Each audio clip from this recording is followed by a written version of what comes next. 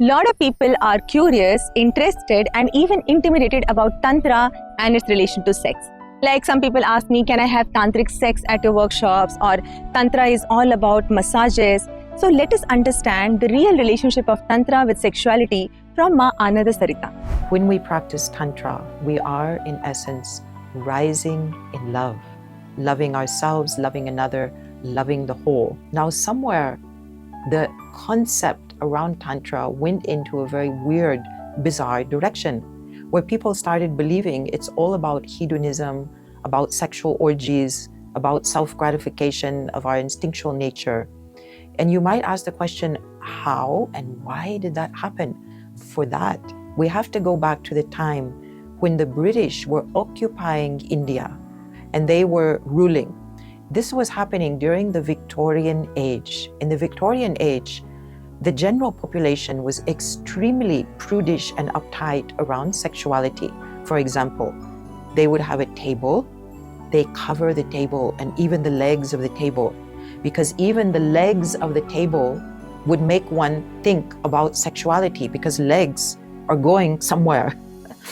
Now, during that era, there were British scholars. They studied Sanskrit. They started looking into ancient scriptures, including tantric scriptures.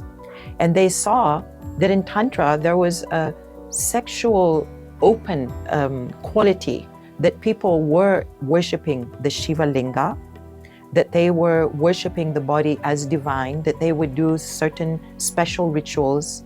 And some of those rituals may include sexuality as well as spirituality. But because of their uptightness and prudishness, they were very horrified by these tantric rituals, and they dubbed it the cult of sex. Now, by doing so, they branded it in a very particular way. However, they were absolutely ignorant about all that Tantra has to offer because they were so preoccupied about the sexual aspect. They didn't understand that Tantra is applying a witnessing consciousness to every single aspect of life, not only sexuality, also all of our senses, also all of our expanded consciousness states. It's applying witnessing consciousness to every single aspect of life. Take the Vigyan Bhairav Tantra, for example. There are 112 sutras. Each sutra is denoting one method of meditation. Now, if you look at all the 112 sutras, only 6 of them could be said to have something to do with sexuality. Otherwise, they're covering the full spectrum of human life experience. Now, how can you take the Vigyan Bhairav Tantra and its teachings and then say this is the cult of sex? It doesn't make any sense. It came out of a certain perverse idea, very puritanical idea that anything connected to sexuality is evil, is bad, is the work of the devil. Because in Tantra, we are blending our instinctual nature together with our meditative awareness and our loving compassion. So it expands the whole dimension of sexuality and our instinctual nature, merging that with superconscious states.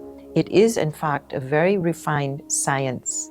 And the sooner humanity understands this, the more humanity will be benefited.